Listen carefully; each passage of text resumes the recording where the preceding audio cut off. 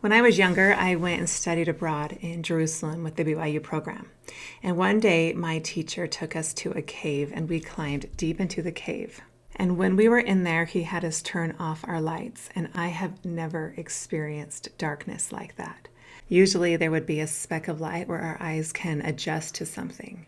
But in this cave, there was nothing. It was just pure darkness. And while we were there, we sang the song, "The Lord is my light."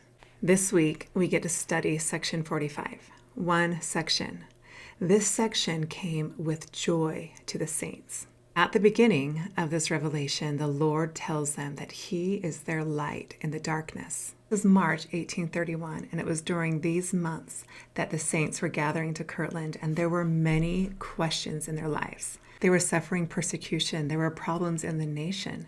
They were now moving to a place they didn't know.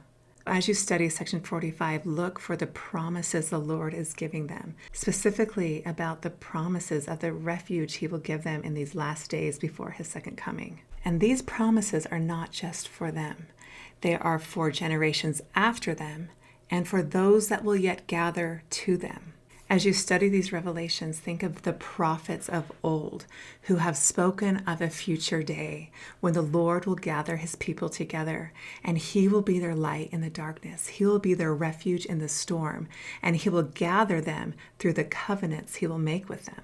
The Lord was helping these saints set up our refuge that we have today.